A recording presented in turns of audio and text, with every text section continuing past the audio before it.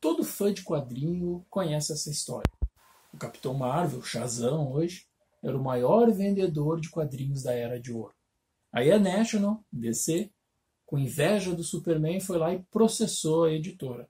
A Fawcett faliu, a National comprou o Capitão Marvel, colocou ele na geladeira e o Superman virou o maior herói dos quadrinhos. Só que essa história não é bem assim, não. Meu nome é Diego Monroe e está na hora da gente viajar no tempo. Para desenrolar essa confusão, a gente precisa falar da editora Fawcett. Ela foi fundada por um cara chamado Wilford Capitão Billy Fawcett. Sim, é uma referência ao Shazam, ao Billy Batson. Ele nasceu no Canadá, ele nasce em 29 de abril de 1885, mas vai morar com a família nos Estados Unidos. Lá ele acaba estudando, acaba trabalhando até na ferrovia de Chicago, e assim que ele termina o colégio, ele entra para o exército, e ele fica um tempo no exército e vai sair do exército com o posto de sargento. Tá? Ele acaba casando, ele acaba com a primeira esposa, ele vai ter 3, ele acaba casando com a primeira esposa, ele tem os 5 filhos, que vão depois tocar a editora, e ele resolve, lá uma hora da vida dele, ele resolve que ele quer ser repórter, ele vai trabalhar no Minneapolis Tribune. Só que aí vem a Primeira Guerra Mundial, e em 1918 ele entra, né, ele se alista para a guerra, ele acaba não indo para o fronte por causa da idade, mas ele vira então instrutor de tiro das tropas, e é de lá que ele sai com o posto de capitão, e usa então esse posto no seu nome, ele começa a se apresentar como Capitão Billy Fawcett, que é como, por coincidência, o que o Major William Nicholson, o fundador da National, também fazia. Então, não é tão estranho a gente ter tanto super-herói com um título militar, já que os donos das editoras gostavam de fazer isso, né? De volta, né, depois da Primeira Guerra, o capitão não fica parado, ele resolve então abrir um bar. Ele vai abrir o bar que se chama The Army and Navy, né, Club. Só que tem um pequeno detalhe. Ele abre o bar e logo depois, em 17 de janeiro de 1920, entra em vigor a Lei Seca. E aí, da noite para o dia, o negócio dele deixa de existir. Em vez de ficar parado chorando, ele vai lá, então, e cria uma revista de humor, a Whiz Bang, justamente tirando o sarro de tudo que está acontecendo no país. Tá? Essa revista vira um sucesso absurdo, que publica ela chega a ter tiragem de mais de 300 mil exemplares, e começa a nascer o Império Fawcett Publications. Detalhe, sim, essa Whiz vai acabar sendo homenageada lá na frente, quando eles resolvem entrar no mercado de comics, é a revista onde aparece o Capitão Marvel. Ele sai na Whiz Comics número 2. E por que sai número 2 e não número 1? Isso é outro rolo. É porque a Fawcett, ela tinha feito 2 edições Ashcan, que a gente chama, que são edições só para garantir o registro de marca, sabe? São feitas pressas, poucas tiragens, hoje vale muito entre os colecionadores. Ela faz uma chamada Flash Comics para publicar o Capitão Thunder, também o nome não era nem Capitão Marvel, era Capitão Thunder, né? Capitão Trovão. Ela publica ele nessa Flash Comics e na True Comics, só que as duas ela acaba não desenvolvendo essas marcas, a Flash inclusive porque a concorrente, né, a National, a empresa irmã da National, na verdade, né, a All American Comics, ela tinha lançado já a Flash Comics número 1, que apresentou o Jay Garrick, né, o primeiro Flash. Então eles têm que, né, esquecer esses nomes e vir com o nome Whiz Comics para apresentar o Capitão Marvel ao mercado. Mas voltando aí para o nosso Capitão Billy Fawcett, né? Nesse meio tempo, a revista dele está fazendo muito sucesso lá, né, nos anos 30. Ele acaba separando da esposa e ele começa a lançar, então, a revista. A editora dele começa a ter várias revistas pulps. Ele entra na febre dos pulps, tem vários títulos pulps. Ele começa a fazer magazines mesmo. Ele vai ter revista feminina, revista de carro, ele vai ter revista de revista masculina. Ele vai quase que, né, estabelecer aquele segmento de revistas mecânicas, né, que tu recebe e tu aprende como montar um motor, algumas até mandam peças para os leitores, tal. Ele é um dos reis desse tipo de publicação. Revista de cinema, revista de celebridade, ela vira um império editorial. Um império, antes de entrar nos cómics, né? Ela vira um império editorial ali nos anos 30. Para ter uma ideia, ele chega a comprar 280 acres na região de Minnesota, e esse local ele faz um resort que vira simplesmente um ponto de encontro de políticos e celebridades. Então, além de ter poder econômico, ele também tem poder político, poder de influência. A Fawcett é uma das grandes editoras dos Estados Unidos, uma das maiores editoras dos Estados Unidos, durante essa década de 30, ela se estabelece como um império. Só que o que acontece? Em 1940, no dia 7 de fevereiro, o capitão Billy Fawcett, ele pega um resfriado, fica mal tal, e acaba falecendo aos 55 anos.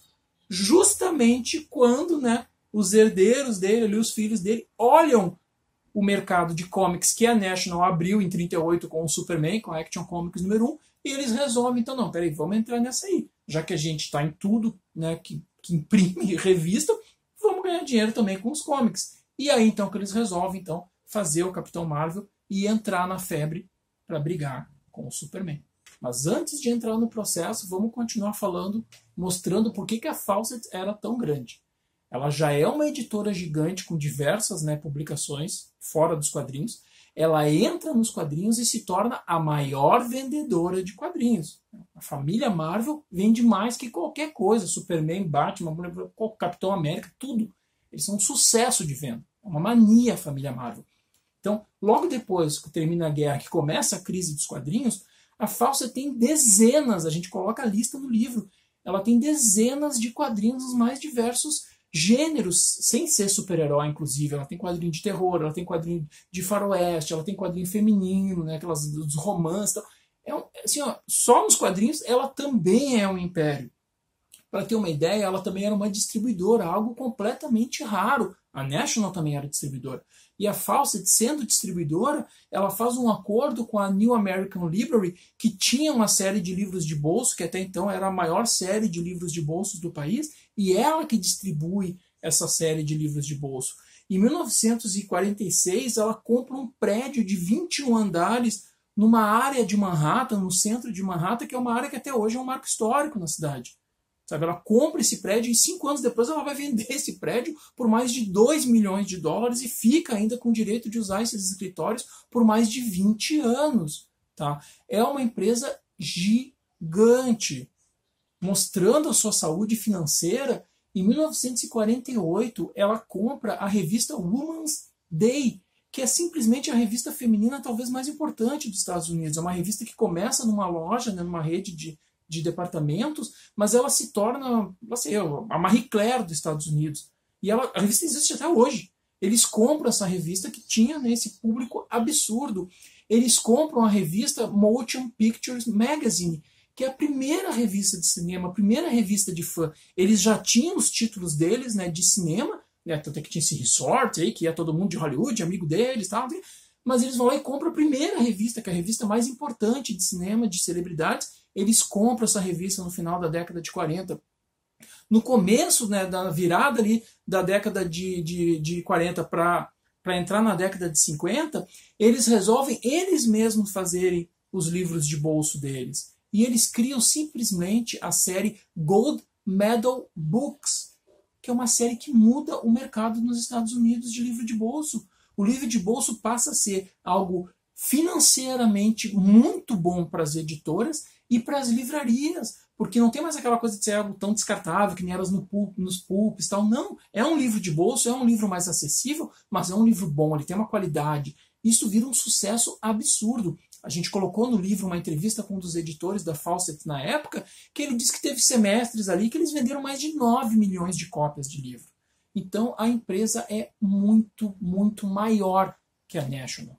A Fawcett segue depois dos anos, quando passa a crise dos quadrinhos dos anos 50, já vou explicar por que ela sai dos quadrinhos, ela passa os anos 60 muito bem, obrigado, e ela passa os anos 70 muito bem, obrigado. Nós achamos uma reportagem do jornal New York Times do dia 8 de janeiro de 1977 que fala da venda da editora. Quando os filhos do Capitão Billy então resolvem se aposentar, não querem mais saber da editora, eles vendem a editora para a CBS por, na época, 50 milhões de dólares, que se corrigir para hoje seria algo lá, em torno de 300, 400 milhões.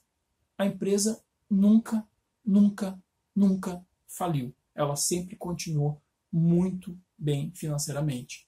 Mas então da onde que sai essa lenda de que a Fawcett faliu e que a DC foi lá e comprou o Capitão Marvel porque a empresa tinha falido? Da onde surgiu essa lenda? Surge do processo que a gente vai falar agora. Logo quando o Superman surge, todo mundo quer fazer o seu super-herói. Todo mundo quer fazer o seu Superman. Alguns, né, acabam sendo muito cara de pau, que é o caso do Victor Fox, que contrata, né, o Will Eisner para fazer o Wonder Man. E o Wonder Man ele só tem uma edição porque a National vai lá, processa por plágio e eles têm que parar de publicar. Quando o Capitão Marvel surge, ele começa a fazer muito sucesso. A família Marvel se torna a maior vendedora, né, de quadrinhos da Era de Ouro. E então, em 1948, a National vai lá e entra na justiça contra a Fawcett. Só que agora é briga de cachorro grande. E a Fawcett, com seus advogados, vai para a briga e diz assim, não, cara, isso aqui não é plágio. E no começo, a Fawcett ganha os primeiros processos, né, os primeiros recursos, dizendo, não, isso não tem nada de plágio, são coisas diferentes. Os advogados levantam, olha, vocês estão com inveja porque a gente vende muito mais que o Superman, muito mais que o Batman e tal. E aí o processo vai se arrastando. Chega num ponto que os juízes falam, olha, o único jeito da gente saber se isso é ou não é plágio é se for ler todas as revistas. E ninguém vai fazer isso, porque, né, considerar um quadrinho lixo, nenhum juiz ia parar tempo para ficar lendo quadrinho para ver se estava igual. O que também é muito triste, né, porque qualquer leitor de quadrinho, e hoje, né, qualquer estudioso, especialista de quadrinho, se lê os quadrinhos do Superman dessa época e se lê os quadrinhos do Capitão Marvel dessa época, vai ver que eles não têm nada a ver. Aliás, por isso que o Capitão Marvel vendia mais, porque eram muito melhores. Os roteiros que principalmente o Otto Binder escrevia para a família Marvel, para o Capitão Marvel, eram muito mais divertidos, encantavam muito mais as crianças, que eram, né, os grandes leitores de quadrinhos da época. Então não tem nada a ver essa questão de plágio. Só que o processo vai se arrastando, até 1953. E aí o que acontece nesse período? A crise dos quadrinhos. Por causa do final da guerra, que os heróis ficaram muito atrelados ao nazismo, por causa da perseguição que começa a ter nos quadrinhos, uma série de fatores fazem o mercado de quadrinhos cair à venda, principalmente os super-heróis. E aí a Fawcett, justamente porque ela é gigante, que ela é maior que a National, que ela não depende só dos quadrinhos, que nem a National, a Fawcett olha para aquilo ali e diz, tá, gente, chega, eu não quero mais me incomodar com essa porcaria. Quanto é que tu quer para parar de me encher o saco? A Fawcett paga para a National $400 mil para a National encerrar o processo. A National diz, tá, então faz assim, eu aceito esse dinheiro, eu tiro o processo, acaba o processo, a gente faz um acordo aqui, tu me dá o Capitão Marvel e tu para de publicar quadrinho. A Fawcett, que perto do império que ela era, o quadrinho, ela tá, cara, deu, então pega essa merda aí. E aí ela para de publicar quadrinho. Ela, infelizmente, encerra a sua linha de quadrinhos durante um período lá que eles tinham combinado no processo. Ela vai voltar a fazer quadrinhos só alguns anos depois, mas licenças. Ela vai fazer várias licenças, como Denis o Pimentinha e etc. Mas, né, isso é outra coisa. Ela para, então, e aí sim o Capitão Marvel passa a ser propriedade da National, hoje DC. E aí a National coloca o Capitão Marvel por muitos anos na geladeira, décadas na geladeira, para o Superman, então, se consagrar como o grande herói. Da onde que saiu esse boato que a Fawcett faliu? A gente não sabe, né? A gente tentou buscar, né, quem é o primeiro jornalista, não sei.